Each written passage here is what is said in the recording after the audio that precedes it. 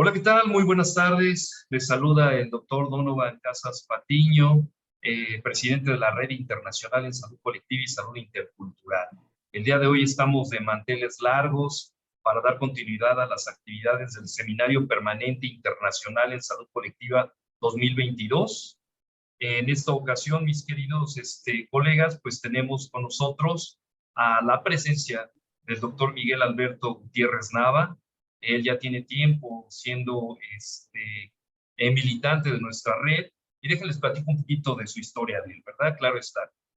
Él es profesor investigador de tiempo completo de la licenciatura en Acupuntura Humana, Rehabilitación y de la maestría en Ciencias de la Acupuntura en la Universidad Estatal del Valle de Catepec.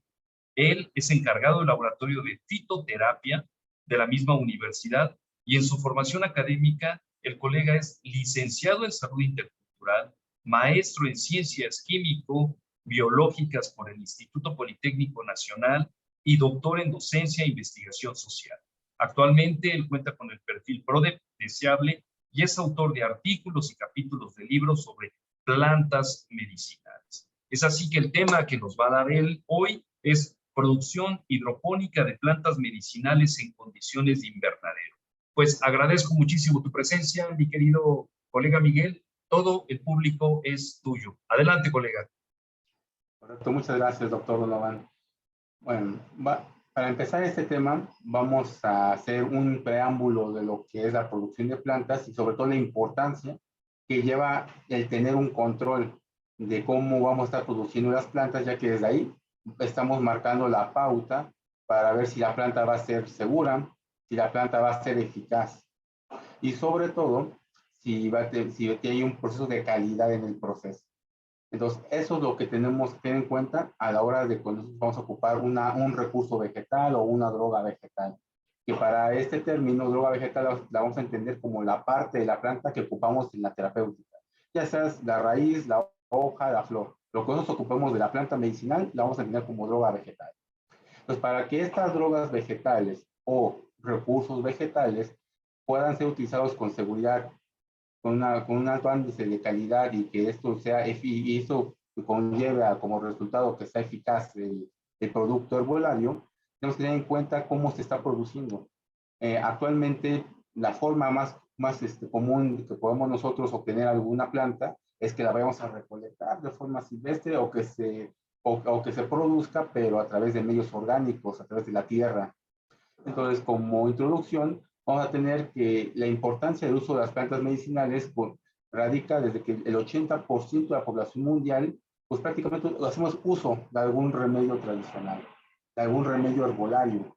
Y el remedio herbolario, en el reglamento mexicano, lo entendemos como un conjunto de plantas medicinales que están destinados para poder tratar alguna patología, siempre y cuando esta formulación esté avalada de uso tradicional por diferentes pueblos. Entonces, por eso ocupamos bastante el término de remedio herbolario. Tenemos aproximadamente que en el mundo tenemos 35,000 especies vegetales y pues que tienen algún potencial medicinal. Y si desglosamos un poco más esto de las plantas, vamos a darnos cuenta que México ocupa el segundo lugar a nivel mundial con más plantas registradas en el mundo.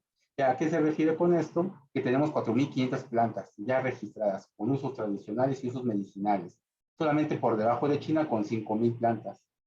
Entonces, es ahí, podemos decir, bueno, pues es súper importante para la población mexicana saber para qué utilizamos las plantas medicinales y sobre todo ver cuáles son las mejores alternativas que puedan hacer que esta planta o este recurso sea de mayor calidad. Entonces, nosotros usamos las plantas por sus efectos medicinales, sus actividades farmacológicas, entre ellos las principales antipiréticas, antioxidantes, analgésicas, antidiabéticas, o sea que tiene una acción hipoglucemiante, porque desgraciadamente en México tenemos al 9,5% de la población mexicana que tiene diabetes. Háblese de diabetes tipo 1, diabetes tipo 2, aunque la tipo 2 es la más frecuente aquí en nuestra población. Tenemos que estas plantas o recursos vegetales lo usamos para tratamientos crónico-degenerativos, de estas famosas diabetes, hipertensión, obesidad, trastornos que han hecho que el sistema de salud en México pues empieza a colapsar de cierta manera, porque cada vez hay más pacientes un mayor número de pacientes con la enfermedad y pues cada vez tenemos menos recursos para tratarlo. O los medicamentos se vuelven de cierta manera algo ineficaces al tratarlo. Y por ello se recurre a la medicina tradicional como una alternativa para poder darle respuesta o algún tratamiento a ese tipo de trastornos que se desarrollan conforme a la parte de la población mexicana como tal. Entonces aquí tenemos que se puede conseguir estos recursos de forma, digamos, de forma silvestre, o sea, yo voy, la recolecto, aunque muchas veces no se recomienda, sobre todo cuando no se tiene conocimiento básico de recolección de plantas. En este sentido, si yo recolecto una planta que está al lado de un camino, donde pasan carros, donde pasan, sí, afluencia y automóviles, puede ser que el tubo de escape pues libere muchos metales pesados al ambiente y esto genere que se empiecen a impregnar en la planta. Entonces hay una contaminación de ese sentido. Por ello, en forma silvestre, cuando está sobre áreas urbanas, no es una forma recomendada de recolectar plantas. Y tenemos la otra, que es a partir de la producción convencional, a través de sustratos orgánicos, en este caso que puede ser con lombricomposta, o que sea directamente de tierra negra, que sea de tierra de encino. Esos sustratos orgánicos también es una forma que se usa para producir plantas, aunque pues ahora a partir de digamos, este preámbulo, les comento que nosotros en el laboratorio de fitoterapia contamos sí con un área para hacer los extractos medicinales, pero también tenemos un área de producción de plantas. Entonces, esta área estamos produciendo las plantas por medio de una técnica de hidroponía. ¿A qué referimos con esto? Únicamente usamos un sustrato inerte, ponemos una solución nutritiva y de esta manera podemos ir produciendo las plantas, disminuyendo en gran medida la parte esa de que se desarrolla alguna infección por hongos, que es lo más común, que se afecta bueno, que la planta se llegue a enfermar. Eso es el riesgo principal cuando se cultiva o se reproduce una planta por medio de un medio orgánico. Nos vamos a ir hablando un poco más de esto en las siguientes diapositivas. El objetivo de la investigación que se realiza fue evaluar el crecimiento de la planta, el peso fresco, el peso seco. Pues eso nos quiere decir que son los indicadores que vamos a tener nosotros para ver si hay alguna diferencia en el tipo de producción de planta hidropónica que estamos nosotros empleando en el laboratorio en comparación a la forma tradicional de producir una planta o de estarla cultivando. Para este sentido ocupamos 3 plantas modelo, que fue el romero, los Rosmarinus officinalis, menta, que es la menta pipierita, y la planta conocida como insulina, que su nombre científico sería Marissima ortega. Que estas pues las producimos de forma hidropónica y en condiciones de invernadero.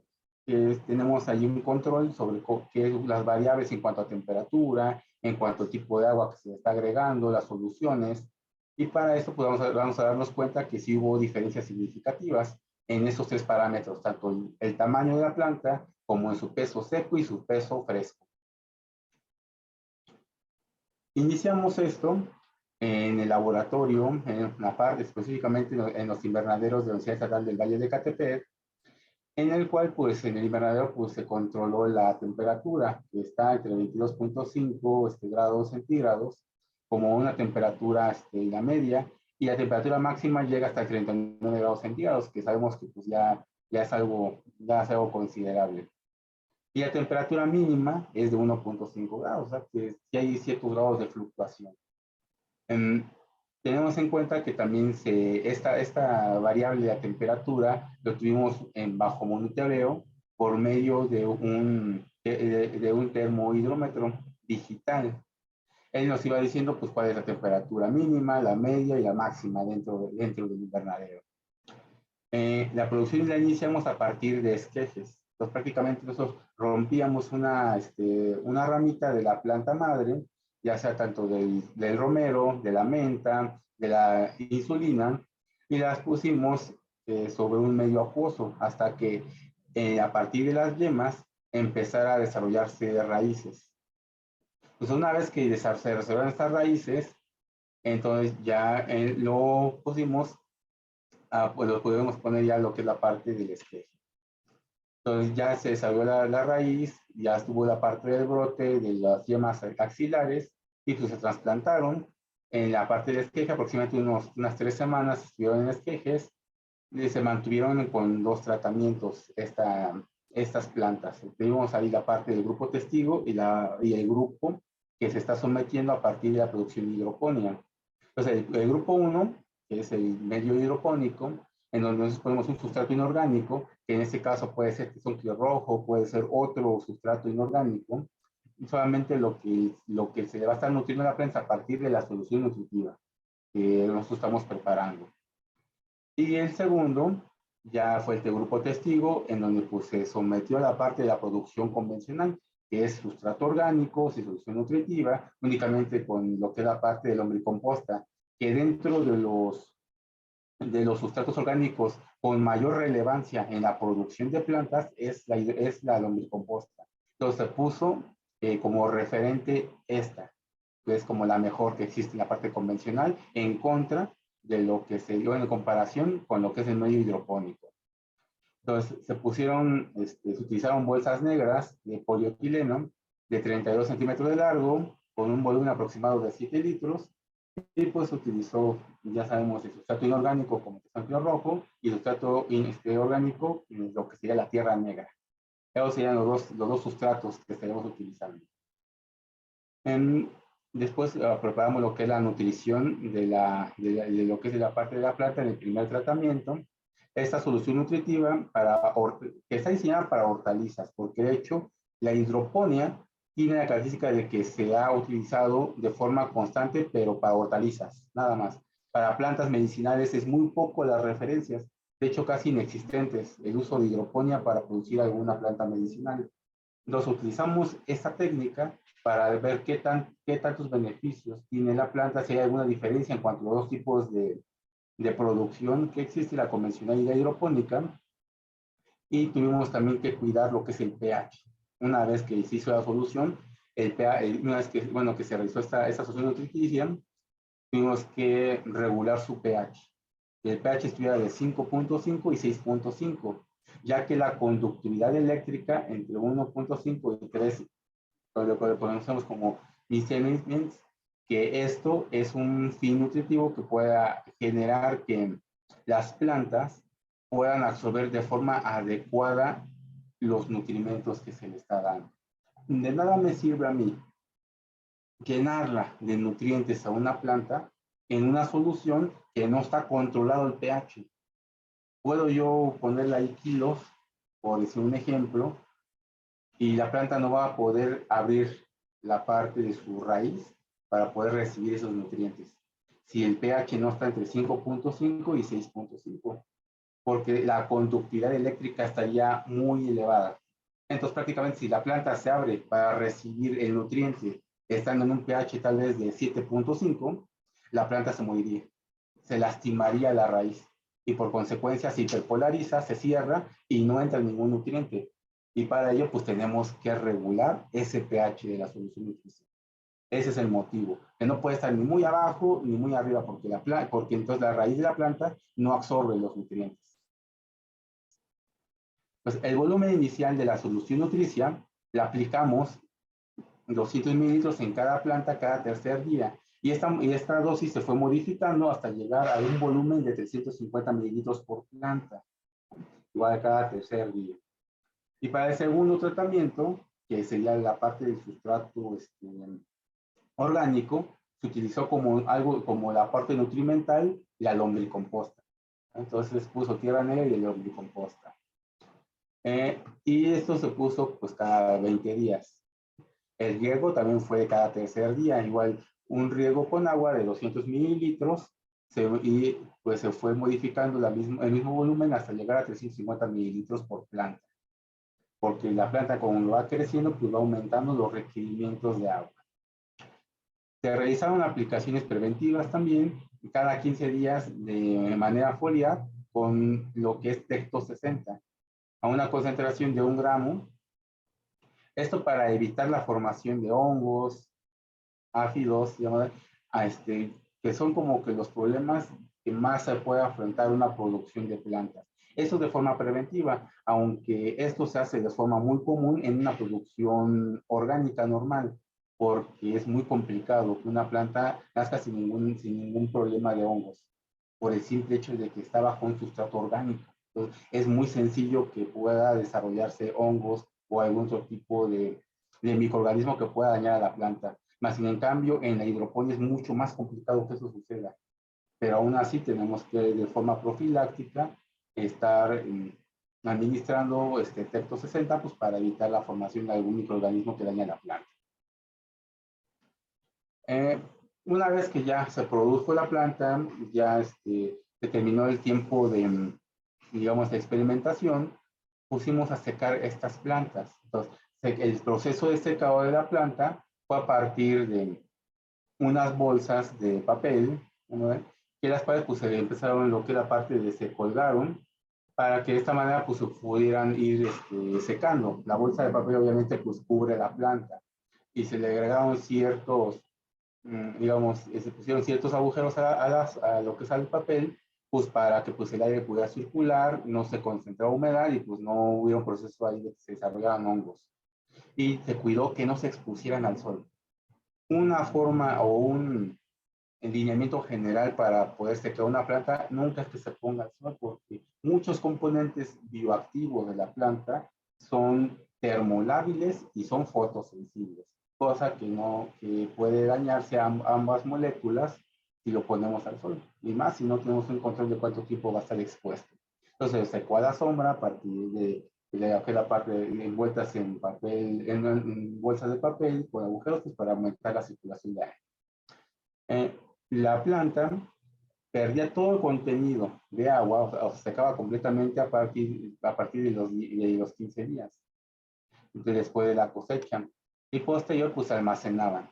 Ahí teníamos ahí unos almacenes para guardar la planta ya seca. Las variables que nosotros estudiamos fue la altura de la planta, lo que es, que fue medida a partir de la base del tallo hasta el ápice, el punto máximo que alcanzaba la planta. El peso fresco de la planta se pesó sin raíz y el peso seco de la planta pues igual fue sin raíz, pero eso ya fue completamente deshidratada. Una vez que ya las plantas fueron cosechadas, entre el tercer y cuarto mes del trasplante de los esquejes, pues fue cuando hicimos este proceso. En el diseño experimental fue completamente al azar, tanto los dos tratamientos. Durante la unidad experimental estuvo constituida por una bolsa de cada planta, con 5 repeticiones por tratamiento, dando un total de 10 unidades experimentales por planta. Entonces, 10 unidades de romero, 10 unidades de lo que sería la menta y 10 unidades de lo que es insulina, por la parte de los tipos de tratamiento, tanto con sustrato orgánico como de sustrato inorgánico. En la parte de los resultados, vimos que la planta, bueno, la altura de la planta, en la producción de esas plantas por sistema de hidroponía, en el sustrato orgánico, tuvo, bueno, el sustrato inorgánico por solución nutricia, se vio una promoción, se promovió la altura de las plantas, en todos los casos. Podemos ver inclusive en la gráfica de la derecha, tenemos sustrato inorgánico por solución nutricia de romero.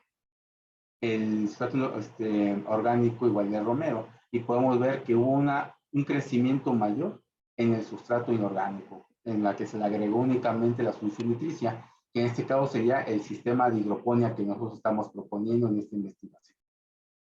En la parte de la menta, también vimos que hubo un crecimiento marcado en cuanto en el sustrato inorgánico, que es la solución nutricia, en comparación a la forma convencional de producción con sustrato orgánico. También hubo una diferencia significativa.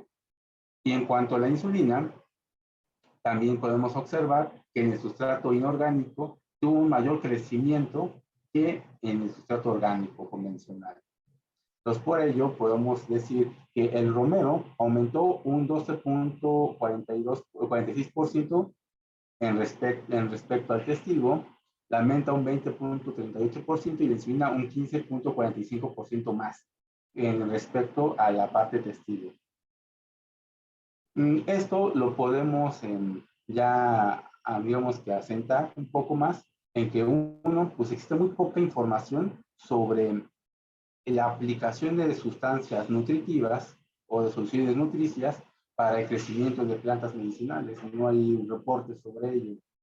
Así en cambio, pues en plantas no, pero en algunas hortalizas sí, como en el caso del tomate, en donde pues ha demostrado que las soluciones nutricias para la producción de tomate hacen que crezca más respecto al testigo. Y lo mismo pasó con estas plantas. Tanto el romero, la menta y la insulina aumentaron su tamaño con este tipo de método de producción de lo que es hidroponía. De manera similar, se observaron efectos positivos a partir de esta solución nutricia con respecto al testigo. ¿Por qué? Pues porque recuerdan que mencionamos que había un control del pH.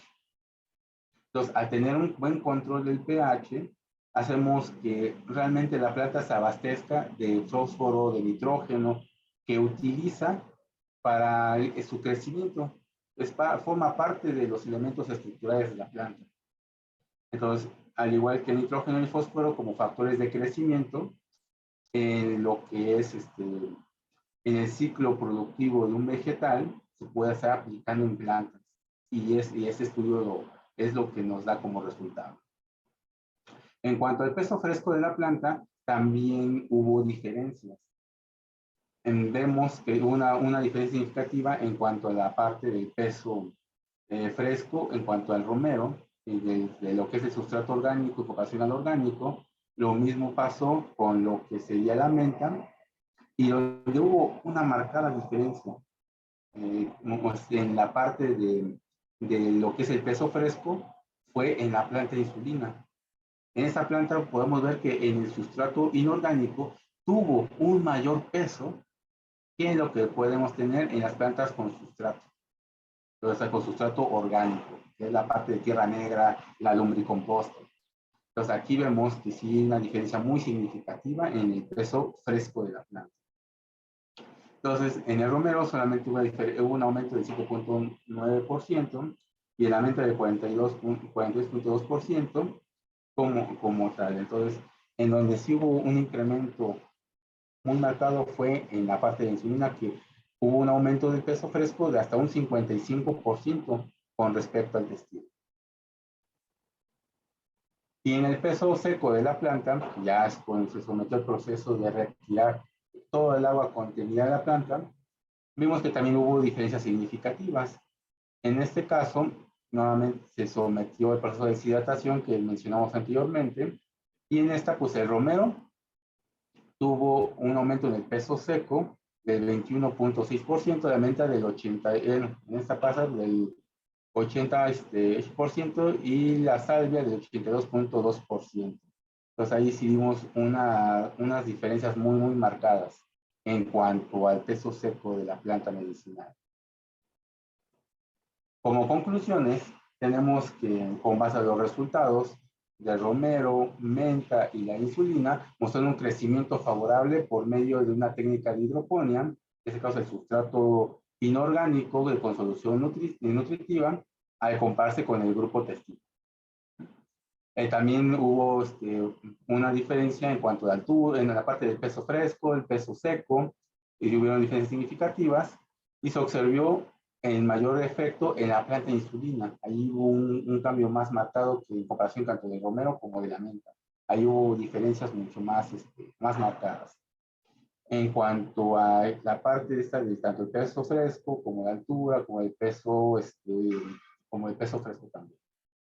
Y la investigación, bueno, y en este caso, pues vale la pena pues continuar con ese tipo de investigaciones, ampliar nuestro número que tenemos aquí de grupo de investigación, tanto el experimental como el testigo. Y como consideraciones finales, tenemos lo siguiente. El secado de la planta se hizo de forma convencional, como se realiza en múltiples investigaciones. Pero lo que vamos a proponer es que sequemos la planta por medio de un liofilizador. Entonces, el liofilizador no rompe ni estructura molecular de la planta, no destruye principios activos de la planta, y sobre todo, en la parte del riesgo de que se forme un hongo no existe. porque el secado es a través del vacío, ¿no? Prácticamente podemos decir que el método de liofilización es lo que estaríamos ocupando. Y en la imagen vemos la liofilizadora que tenemos ahorita en el laboratorio. Anteriormente no la podíamos ocupar, pero ahorita ya está funcional. Entonces, eso es lo que vamos a estar aplicando nosotros.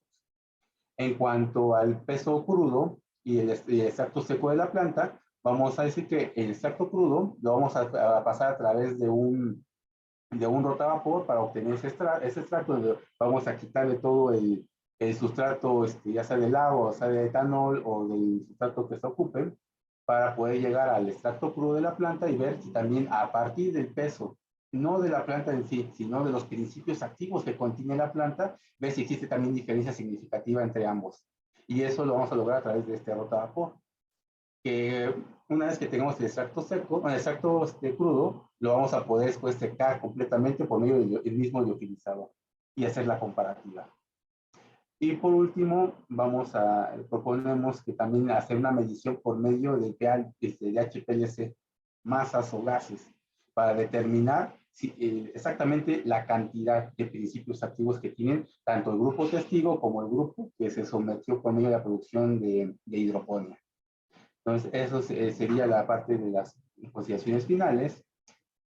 Y les dejo este pequeño mensaje que se le atribuye al padre de la medicina Hipócrates. Dice que alimento sea tu medicina y tu mejor medicina sea tu alimento. Entonces, prácticamente una técnica que se ocupa para producir alimentos, ahora la vamos a ocupar para producir medicina. Entonces, precisamente plantas que coadyuven al tratamiento de patologías.